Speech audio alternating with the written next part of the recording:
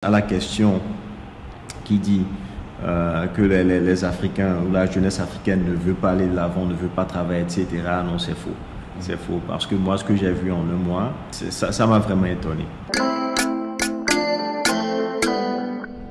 Dès qu'on rêve, dès qu'on a des grands projets, de ne pas le faire seul.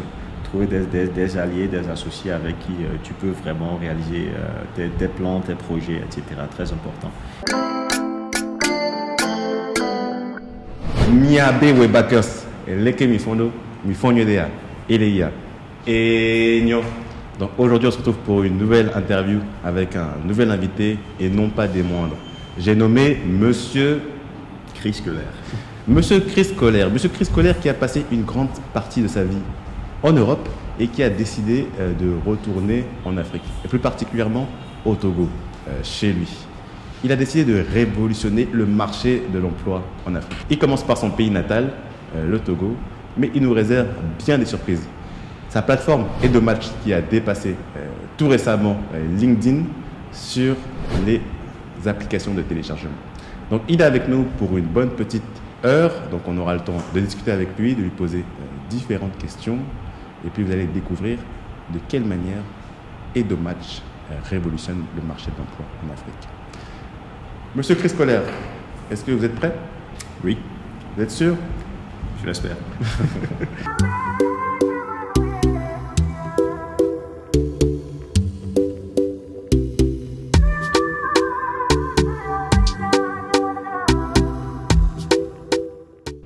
Chris, merci beaucoup d'être avec nous, hein. On te remercie.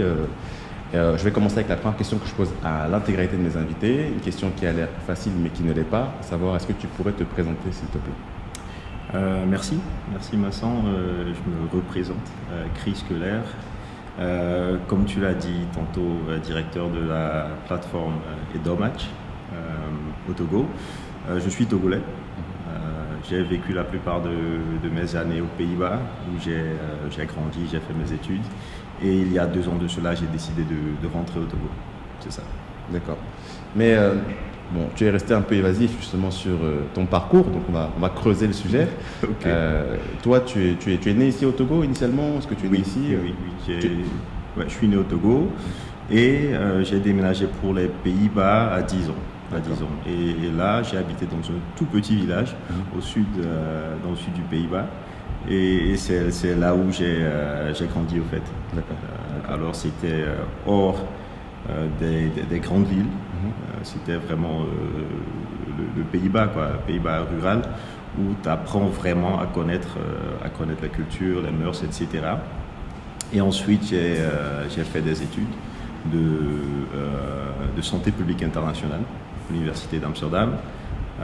Ensuite, j'ai enchaîné avec un stage pour les Nations Unies au Ghana, où j'étais, et ça c'était vraiment la première fois que j'ai eu l'expérience d'être en Afrique en tant qu'adulte. Je pense que j'avais 23-24 ans et j'étais vraiment dans un petit village au Ghana. Et la question était d'analyser les raisons pour lesquelles les femmes enceintes en zone rurale en Afrique vont utiliser les hôpitaux ou pas. Donc c'est ça qui m'a permis de renouer avec l'Afrique, de poser mes bases et déjà de commencer à penser à rentrer après cette expérience. Alors, de retour aux Pays-Bas, j'ai commencé ma carrière professionnelle dans un cabinet de conseil où j'ai bossé pendant 5 bonnes années. Ensuite, j'ai commencé en tant qu'entrepreneur dans un deuxième cabinet où j'étais associé. Et 2 ans après avoir intégré ce cabinet, je me rappelle cette sensation de vouloir rentrer au pays. Et ça, c'était pendant la période de Covid.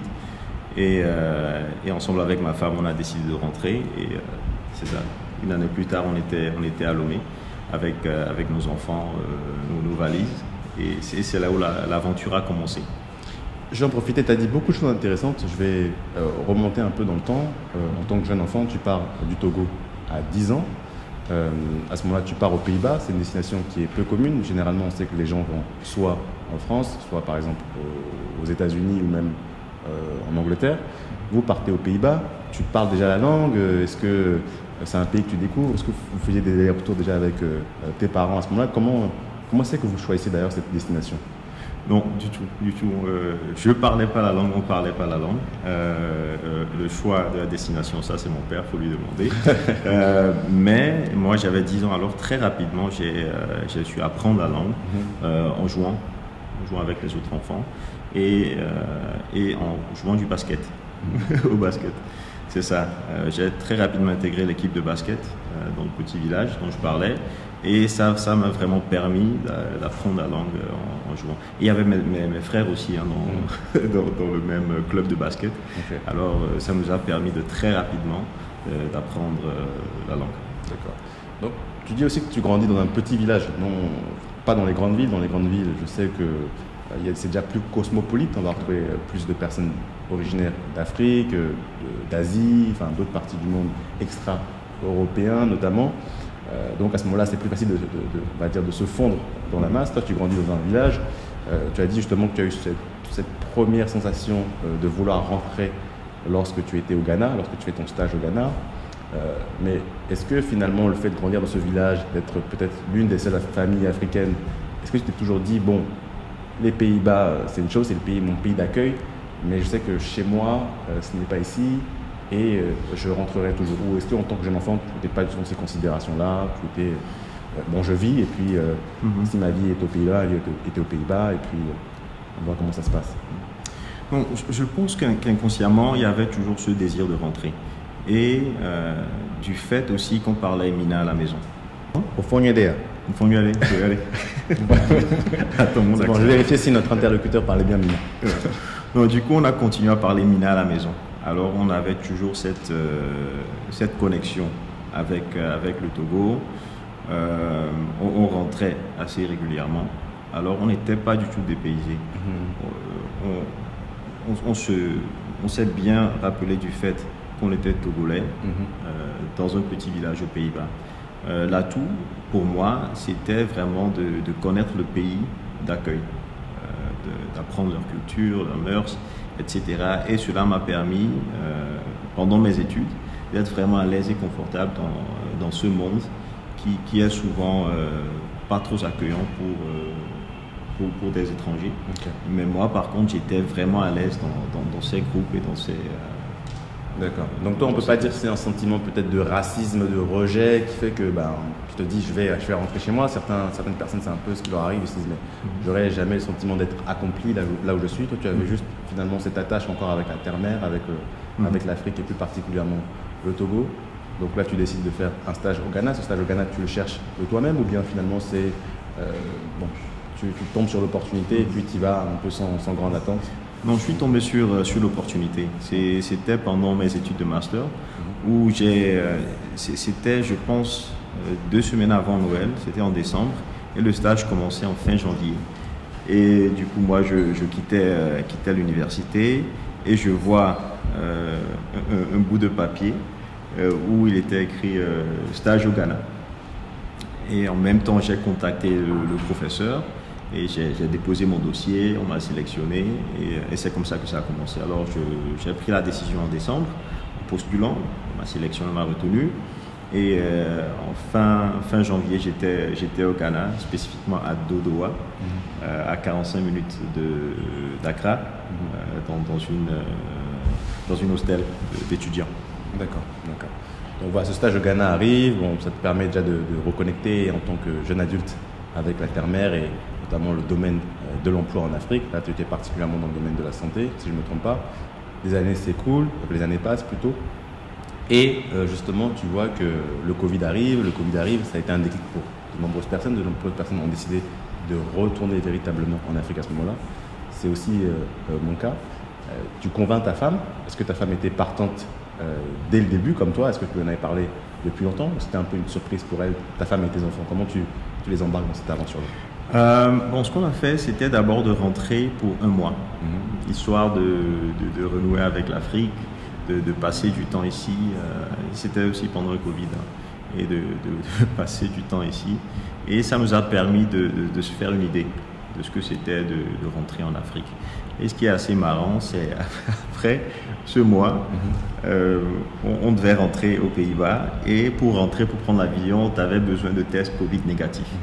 Alors tout le monde a fait le test Et on priait d'avoir au moins un test positif pour rester un peu plus longtemps au Togo. D'accord. Mais on était tous négatifs. Alors on est rentré après ce mois de vacances. Ouais. Et dès qu'on est rentré aux Pays-Bas, on le savait déjà.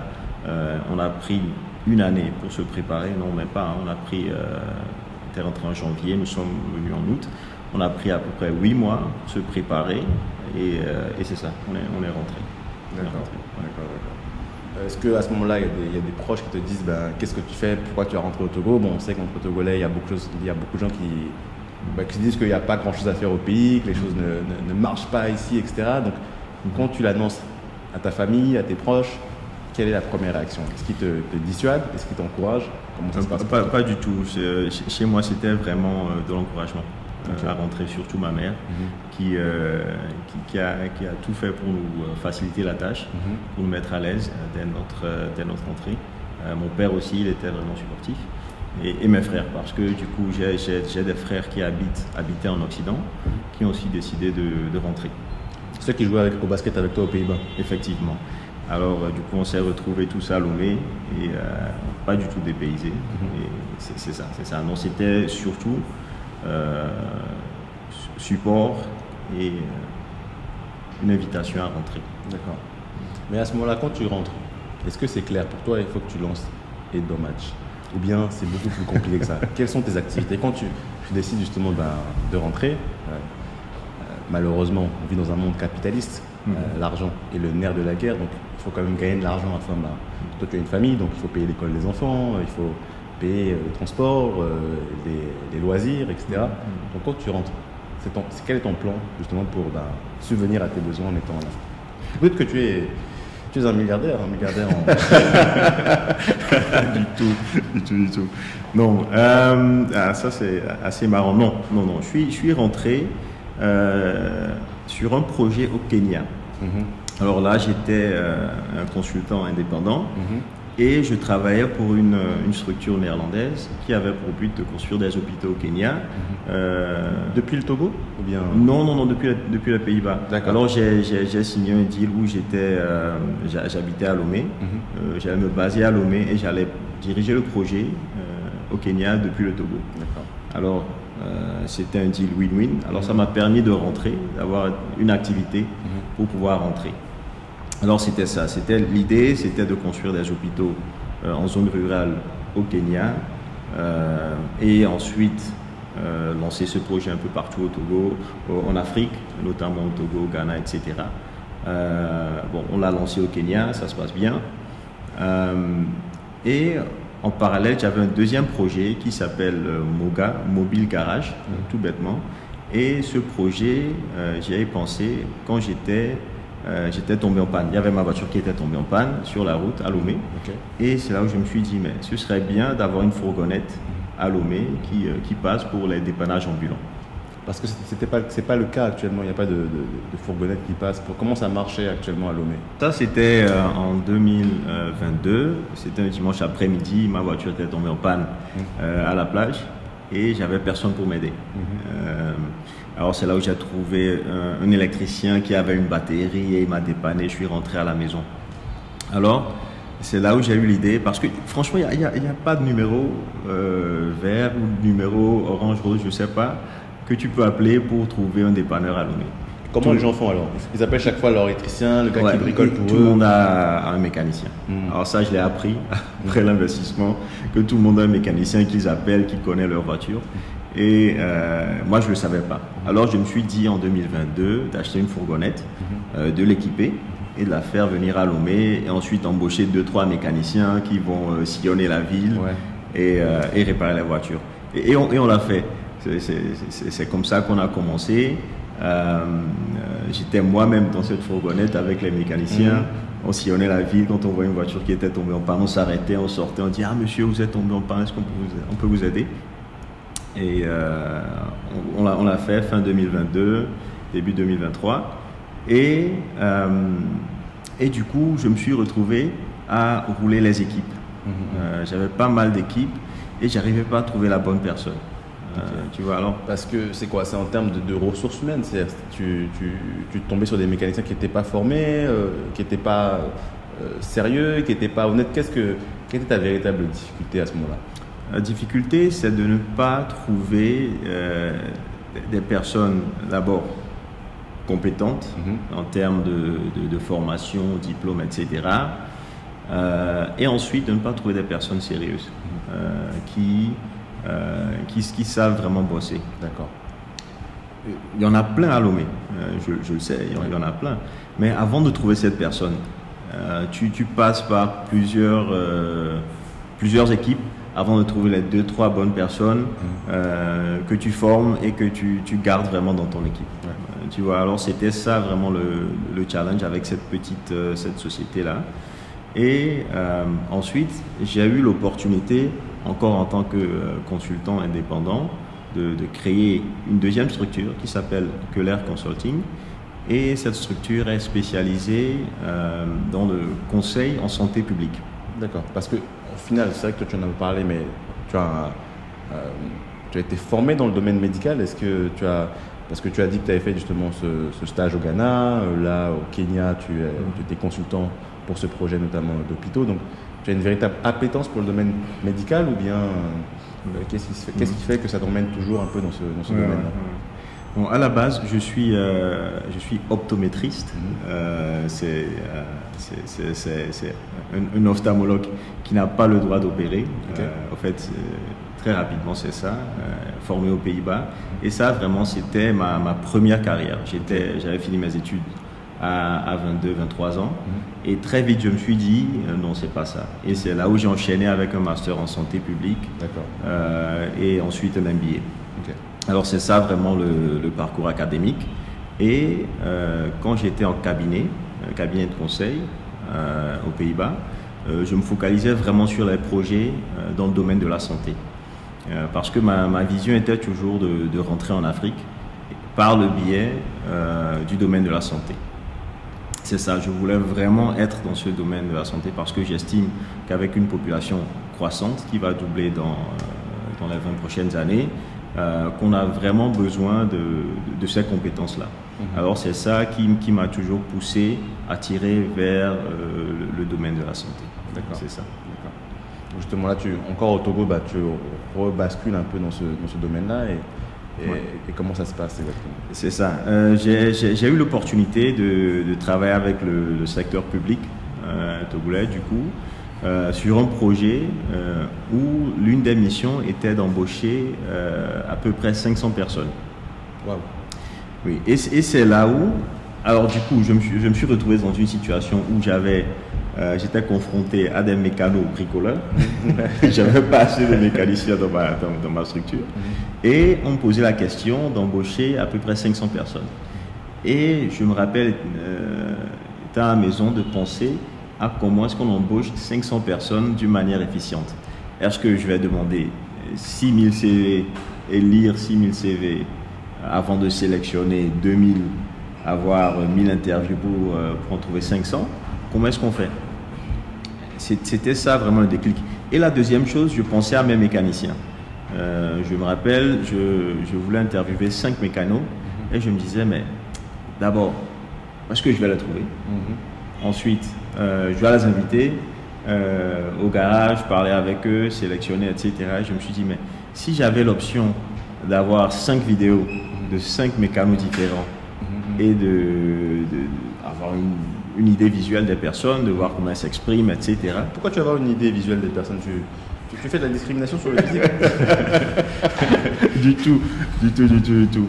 Non, j'estime, et c'est personnel, j'estime que c'est toujours mieux de voir une personne, de voir les expressions d'une personne sur caméra ou peut-être en live pour déjà avoir une idée de cette personne.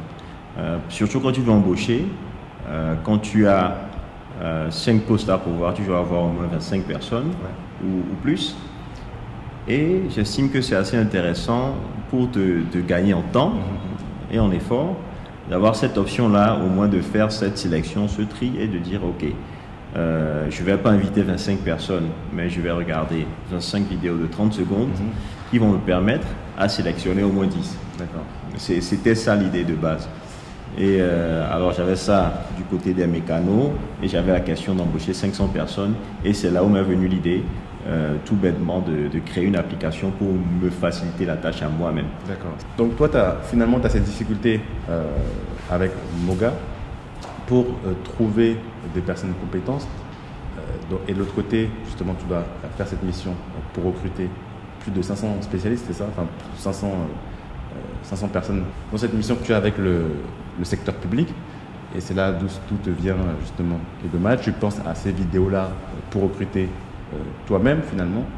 Et comment on bascule d'une idée pour nous-mêmes à une idée pour tout le monde? Ok. D'abord, j'ai commencé par appeler mon associé depuis 15 ans aux Pays-Bas. Et je lui présente l'idée au fait. Alors je dis, Yael, qu'est-ce que tu en penses si on crée une application pour sélectionner et trouver des personnes pour Moga? Et il me dit, non, ça va pas marcher. Il dit non, ça va pas marcher. Mais je pense très vite, il m'a rappelé, il a dit ouais, je pense qu'on peut se lancer parce que lui, du coup, Moga, on l'a lancé ensemble. Ouais. Et on avait un peu de bénéfices dans Moga. Alors on cherchait déjà une deuxième opportunité ou quelque chose à investir. L'argent venait tellement que tu disais bon, il faut non, pas du tout. C'était pas beaucoup, mais on était surtout focus. Ouais. On avait ce focus là sur réinvestir ce qu'on gagnait dans la structure. Alors il avait d'autres idées, moi aussi j'avais des idées. Et en discutant, on est tombé sur Edomatch et on a dit ok, on va investir dans Edomatch. Alors ce que j'ai fait, d'abord j'ai envoyé un mail à Fiverr, à des Indiens. Donc, Fiverr, peut-être pour ceux qui ne savent pas, c'est une plateforme justement sur laquelle on peut recruter différents prestataires dans différents domaines. Voilà. Donc tu as envoyé un mail à Fiverr, à des développeurs sur Fiverr pour m'aider à créer une application pour mettre en relation des chercheurs d'emploi et des employeurs en Afrique. Alors j'ai reçu une première version sur une application qu'on appelle Figma.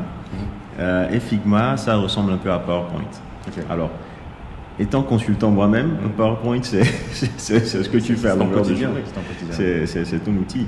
Alors, je me suis dit, ok, là maintenant, je vais créer l'application moi-même sur Fiverr et sur Figma, je m'excuse. Et c'est là où j'ai commencé à penser la chose. C'est là où j'ai commencé à penser Edomatch. Ensemble avec mon associé, je lui envoyais des idées, il répondait et ensemble on a conçu Edomatch pour avoir la première version. Et cette première version, c'était vraiment une maquette qui n'était pas interactive, mais ça nous a déjà permis d'avoir une vision, d'avoir l'idée de ce qu'on pourrait créer ensemble. Okay. Ça, c'était en décembre 2023. Je crois que même d'ailleurs, peut-être pour la petite anecdote, c'est à ce moment-là, plus ou moins, où tu me parles de ce projet, ou je ne sais pas si c'est un peu de temps après, ou tu avais déjà... C'était en janvier, parce que décembre 2023, j'étais aux Pays-Bas, okay. Et c'est là où j'ai rencontré mon troisième associé, parce qu'on est trois sur le projet. Lui aussi, je le connais déjà depuis 10 ans. Lui, il habite à Bali, en Indonésie, et il était aussi en vacances aux Pays-Bas, et c'est un professionnel RH marketing. Alors je trouvais que c'était la personne idéale. Alors je lui en ai parlé, lui aussi il a adhéré à la chose et on s'est dit on y va. On a tous investi dedans, de notre temps, l'argent, la passion, tout ce que tu veux. Et là je suis rentré à Lomé en janvier, il y a un an, il y a un an à peu près, plein d'énergie et c'est là où je t'en ai parlé pour la première fois. Je t'ai montré ma maquette et j'étais sûr que ça allait révolutionner le monde. Et je la montrais, c'était vraiment sélectif, hein, j'étais vraiment sélectif. C'est pas à tout le monde que tu l'as montré? Non, pas du tout. J'ai eu de la chance. Ouais, t'as eu de la chance. Non. Et c'est là où petit à petit, je commençais à valider l'idée auprès d'autres personnes qui sont aussi rentrés, qui sont venus, d'autres investisseurs, des entrepreneurs. Je commençais à valider l'idée petit à petit et en parallèle, on a commencé à créer l'application. Alors ça nous a pris à peu près, je vais dire, 9 mois Ok. pour créer l'application et on s'est lancé. Mais c'était vraiment un travail de co-création où d'un côté, il y avait mon associé Yael qui est aussi développeur à la base, qui développait l'application avec des équipes externes. Et moi, mon travail, c'était vraiment sur le terrain de faire ce travail de terrain, de commencer à parler avec les gens, de tester les fonctionnalités de l'application, d'avoir même des focus group chez nous au bureau pour parler avec des étudiants togolais, parler avec, avec d'autres types de personnes pour déjà avoir leur retour. Et tous les retours étaient positifs. Okay. Alors c'est ça vraiment qui nous a donné l'inspiration et surtout cette idée qu'on n'était pas fou, qu'on pouvait créer quelque chose qui peut avoir de l'impact. D'accord. Moi, je connais très bien justement l'application, je l'ai utilisée. D'ailleurs, quand tu me parles du marché de l'emploi en Afrique, sur Web2 Africa, c'est quelque chose qui intéresse énormément les gens. Les gens veulent pouvoir rentrer en Afrique, trouver des opportunités en Afrique. Donc, quand toi, tu me parles de cette plateforme, bien évidemment que moi, c'est quelque chose qui me parle et sur laquelle je suis 100% d'accord. Il faut quelque chose pour que les gens puissent trouver de l'emploi. Et ce qui est intéressant justement avec Edomatch, c'est que ça concerne aussi bien les Africains en Afrique que les Africains, les Afro-descendants dans la diaspora. Moi, je sais comment ça marche. Tu nous as longuement expliqué que l'idée a séduit de nombreuses personnes, que ça a pris du temps pour la développer. Alors, actuellement, qu'est-ce que c'est Edomatch? Ok. Edomatch, on va aller pour l'accent. Edomatch, Edo, ça veut dire travail en mina, match, le match du travail. C'est Edomatch. Et qu'est-ce que c'est? C'est une application qui facilite la mise en relation entre chercheurs d'emploi et employeurs. Quels sont les USP de Edomatch? Je ne trouve pas le mot en français. Unique selling point. Unique selling point, c'est toujours pas, c'est toujours pas en français. Qu'est-ce qui fait, enfin, quel est l'avantage concurrentiel? Quel est l'avantage de la différence Voilà. Au fait, l'un des problèmes qu'on a ici, que j'ai rencontré en Afrique personnellement, c'est quand tu vas sur les autres sites, les job boards, c'est par exemple LinkedIn, voilà. Oui, voilà. Tu Indeed, etc. Tu crées une offre d'emploi et c'est assez statique. Alors tu la postes et tu attends 2-3 semaines d'avoir un retour de toutes les personnes qui sont sur la plateforme et de toutes les personnes qui pourraient être intéressées ou pas. Ouais. Alors ce qu'on fait sur Edomatch, c'est qu'on a créé une algorithme qui automatiquement, dès que tu crées ton offre d'emploi, ça compare ton offre d'emploi avec toutes les personnes dans la plateforme et te ressort les meilleurs candidats. Okay. Et c'est vraiment en 10 secondes. Alors, dès que tu postes une offre d'emploi, en 10 secondes, tu as les meilleurs candidats dans ta base de données. Okay. Alors, aujourd'hui, on a à peu près 7000 personnes sur la base de données après notre lancement il y a un mois de cela. Okay. 7000 personnes. 7000 personnes, c'est énorme. Merci. Je reviens à ce point-là. Mais dès que tu postes ton offre, là maintenant, présentement, avec 7000 personnes, ton offre est comparée à 7000 personnes dans la base et ça te ressort les meilleurs. Et non seulement on te propose cette liste, mais on les ordonne. Alors, on te propose les pourcentages d'adéquation. Ça veut dire, on te propose peut-être monsieur Kossi, qui est en haut de la liste, avec une adéquation de 71%. Ensuite, Monsieur Charles, en deuxième position avec 69%, etc. Et maintenant, tu as aussi cette option de lire pourquoi d'avoir une synthèse qui t'explique la raison pour laquelle cette personne a ce pourcentage d'adéquation. D'accord. Alors, on t'explique quel est le match en termes de compétences techniques, en termes de soft skills, en termes d'attributs. Ça veut dire, est-ce que la personne habite loin du travail ou proche du travail, parce qu'on a aussi cette fonctionnalité de géolocalisation. Est-ce qu'il y a une adéquation au niveau du salaire, parce que le candidat indique sa marge salariale qu'il veut obtenir, ce qu'il veut gagner. Et quand tu crées ton offre aussi, tu fais la même chose. Alors très facilement, on arrive à calculer s'il y a une adéquation sur ce point-là. Si la personne cherche du travail à temps plein, temps partiel, etc. Bon, tous ces paramètres, tu les renseignes, le candidat les renseigne aussi. et très rapidement on arrive à faire ce calcul-là. Ok. Et du coup, ça facilite la tâche aux entrepreneurs pour trouver des candidats assez rapidement. D'accord. Là, tu nous as parlé vraiment du côté entrepreneur, donc la facilité pour les entrepreneurs de trouver des candidats idéaux, mais du côté de la personne qui recherche de l'emploi. Je sais que le slogan des DO Match, c'est pour chaque talent, il y a une opportunité. Voilà. Donc, pour le talent qui s'inscrit sur ta plateforme, en quoi, pour lui, c'est mieux que de s'inscrire sur LinkedIn ou bien de s'inscrire sur Indeed et, je ne sais pas moi, Welcome into the Jungle, tous ces différentes plateformes qui proposent de l'emploi actuellement. Bon, je pense deux atouts. Premièrement, en tant que chercheur d'emploi, c'est une plateforme dynamique. Ça veut dire, dès que je crée mon profil et je dépose mon téléphone, le lendemain quand je le prends, j'ai des nouvelles offres. Ok. En fonction de ce qui a été créé. Et ce calcul en termes d'adéquation a été réalisé pour moi et je peux comprendre si je suis intéressant pour cette offre ou pas. Et en même temps aussi, la synthèse me permet de comprendre pourquoi je suis le bon candidat ou pas, et ça me donne déjà les bases pour me perfectionner, pour identifier des formations ou savoir les points sur lesquels je dois me perfectionner pour prétendre à certains postes dans le futur. Alors ça, c'est aussi un outil pédagogique, si je peux le dire comme ça. D'accord. Ça, c'est la première chose, c'est ce qui fait cette différence-là. Donc, les candidats arrivent sur une plateforme qui est dynamique. Chaque jour, ils voient les offres d'emploi qui pourraient les intéresser.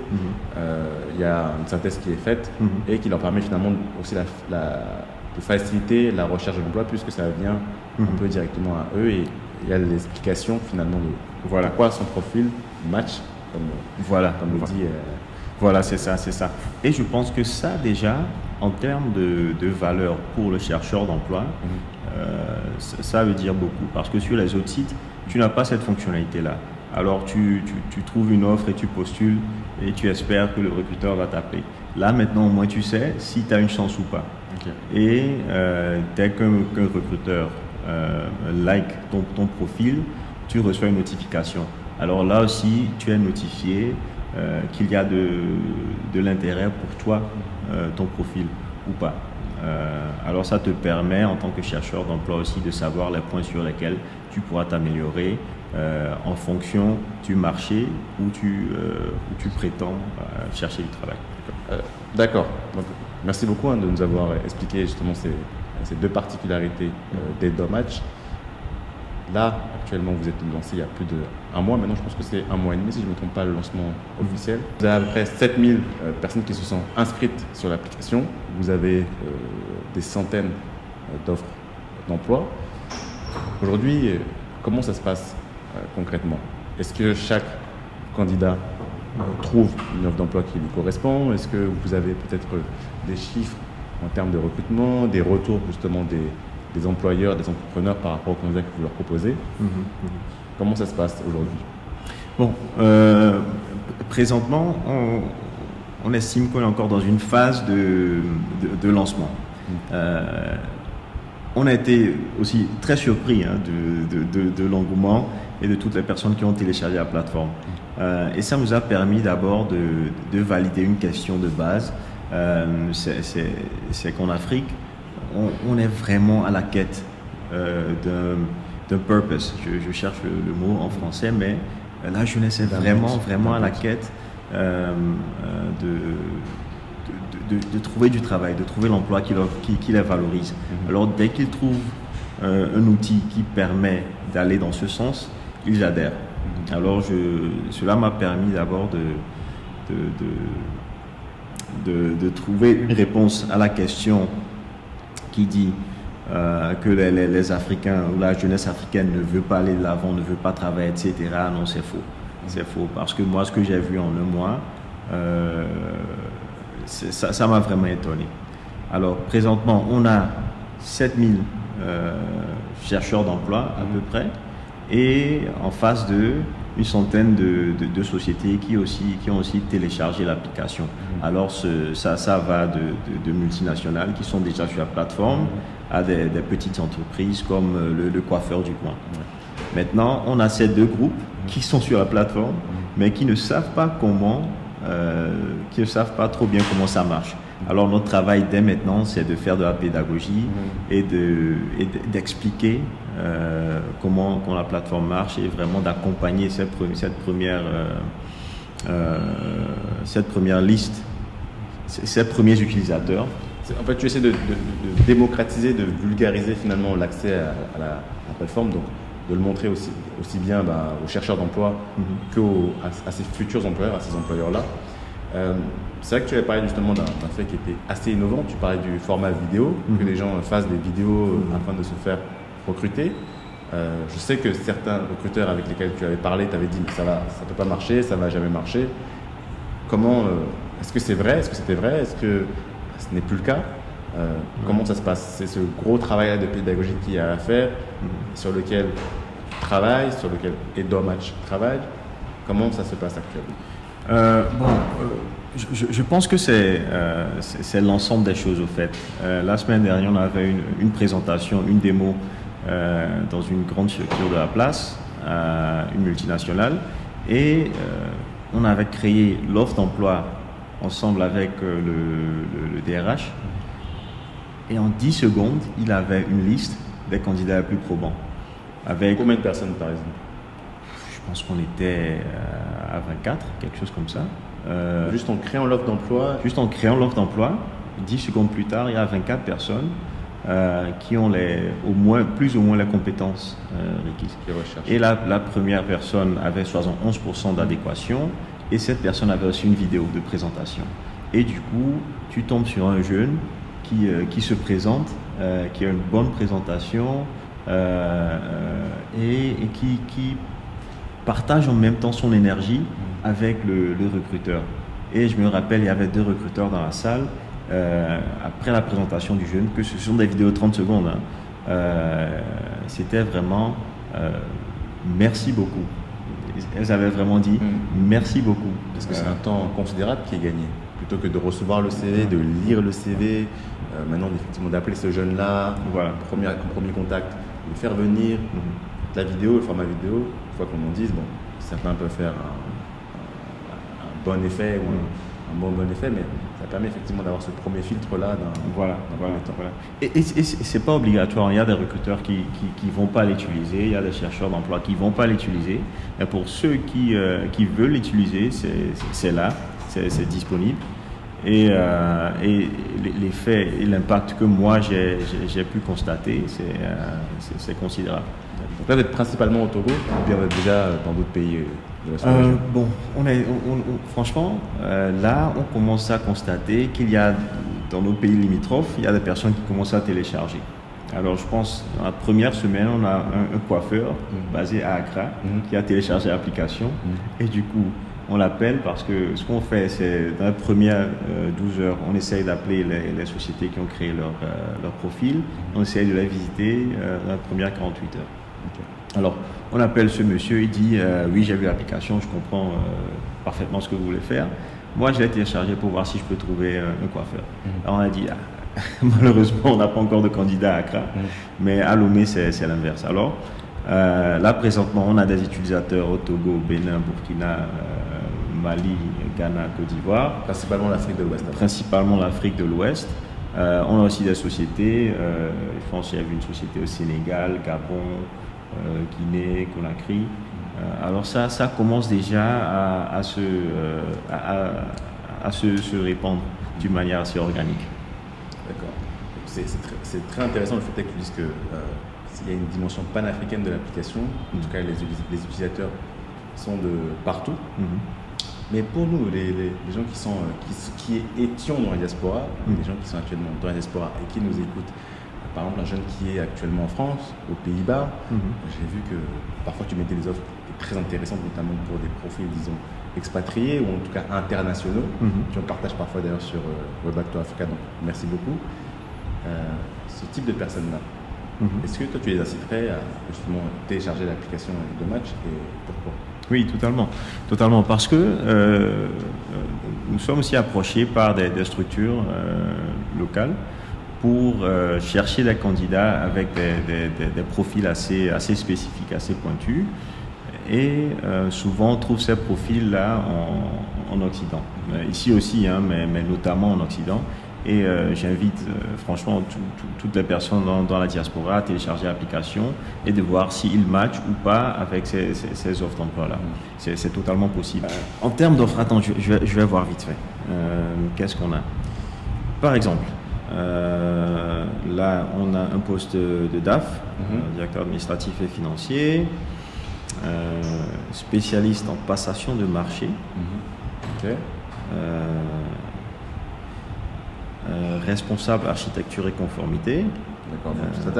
Tu as ce type de profil effectivement qui ressortent et qui peuvent être intéressants en termes aussi bien de rémunération, en termes d'avantages en nature. Il y a des choses comme ça qui peuvent intéresser des gens de la diaspora. Donc tu invites vraiment les gens de la diaspora à télécharger l'application et à jeter un coup d'œil régulièrement.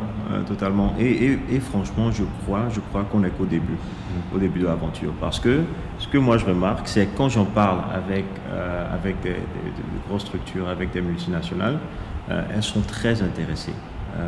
Je vais taire le nom, mais je parlais avec mais donnez-nous des noms quand même. Les gens vous écoutent, ils veulent. Si par exemple le gars est là-bas à Paris, on lui dit là il y a EY qui recrute. Par exemple, il y a Move.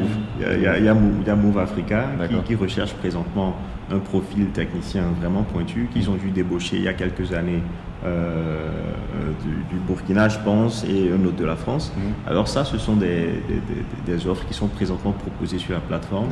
Et je sais que l'équipe Move recherche... Donc Move qui est dans le secteur de la télécommunication ici au Togo. Voilà. Mais il y a par exemple une compagnie aérienne à laquelle on a présenté le produit et en même temps... Des noms s'il vous plaît. Non, ça je peux pas encore. C'est trop tôt. C'est trop tôt.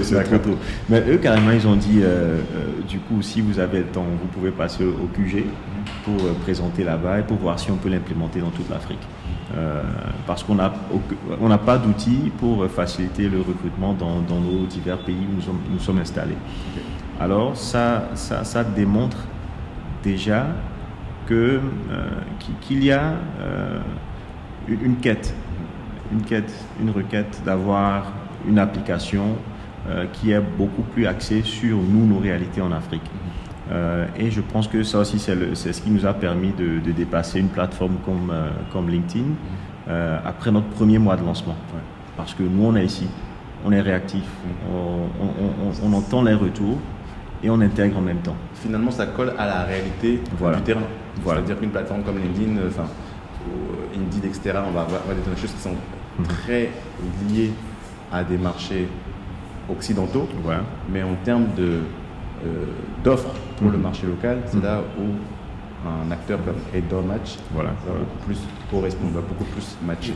Et non seulement en termes d'offres, hein, c'est déjà, ça commence par le langage, par la communication avec les utilisateurs. Par exemple, nous on a des lives 3 fois par semaine, ou moi ou quelqu'un de l'équipe, on monte sur Instagram, sur TikTok, et on parle avec la communauté pour comprendre, pour avoir les retours au chaud, pour comprendre est-ce qu'il est adapté ou pas.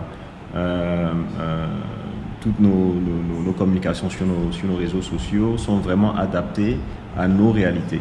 On a un modèle économique qui est beaucoup plus adapté à nos réalités. Par exemple, si je veux un compte premium LinkedIn, ça me coûte, je pense, à partir de 120, 130 euros, quelque chose comme ça. Par contre, sur HeadDoorMatch, c'est gratuit, je crée un compte gratuitement. Si je veux créer une offre d'emploi, ça me coûte entre 9 000 et 10 000 francs CFA. Ce qui reprend à peu près 15 euros. Voilà, ça coûte à peu près 15 euros. Et tout est tailor-made. Alors, pour identifier une personne en Afrique en étant à Paris, par exemple, si tu dépenses, c'est quelque chose de bête, entre 30 et 32 euros, tu as déjà l'opportunité de trouver une personne. Et là, présentement, si par exemple, moi je suis à Paris et je cherche quelqu'un pour m'aider avec l'administration, un comptable, je ne sais pas, quelqu'un qui peut m'aider en ligne, en télétravail, là, présentement sur HeadDoorMatch, je peux télécharger l'application et trouver une personne à Lomé ou à Cotonou pour m'aider. Alors ça aussi, c'est une manière de vivre et de faciliter le panafricanisme qu'on qu'on souhaite. Monsieur Koller, nous sommes arrivés presque au bout de cette vidéo. On va finir cette interview avec une question que je pose également systématiquement à mes invités. Ça fait un petit moment que vous êtes rentré au Togo. Quels seraient vos conseils pour les personnes qui nous écoutent? Ça peut être 3 conseils destinés aux chercheurs et chercheuses d'emploi ou même aux employeurs, ou sinon, plus globalement, 3 conseils pour réussir son retour en Afrique. 3 conseils. Du coup, je vais partir sur les conseils pour retourner en Afrique, parce que j'estime que c'est un geste vraiment important quand on habite en diaspora. Je pense qu'on doit tous faire au moins l'effort de rentrer, ne serait-ce que pour une année ou 2, pour apporter sa pierre à l'édifice. Alors d'abord, je pense avoir une petite épargne qui va te permettre de prendre ton temps, de rentrer, d'avoir au moins 6 mois ou une année vraiment de te poser et de penser à ce que tu veux faire, de ne pas avoir ce stress financier dès ton arrivée. La deuxième chose, c'est de trouver des alliés et surtout des personnes, des rêveurs. Alors je les appelle des rêveurs bosseurs.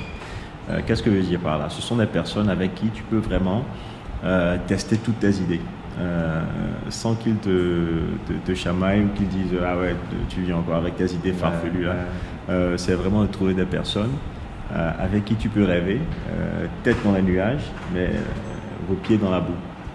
Tu vois, dès qu'on rêve, dès qu'on a des grands projets, de pouvoir se réveiller le matin et dire « Ok, maintenant on va œuvrer à réaliser ce projet-là, mais ensemble, de ne pas le faire seul.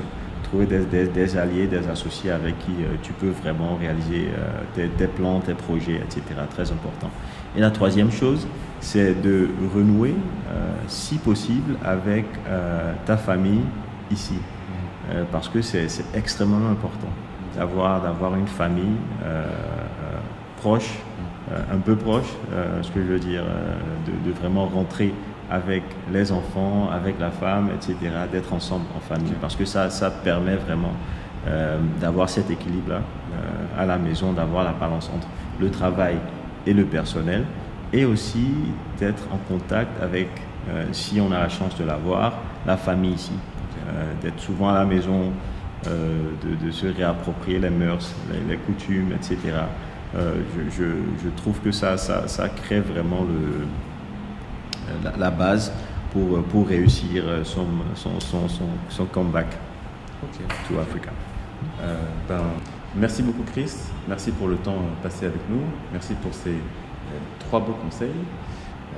Je vais recommander à l'intégralité des personnes qui nous ont écouté de télécharger l'application Endomatch, de voir s'il y a des offres d'emploi qui vous correspondent afin que vous puissiez réussir votre retour en Afrique.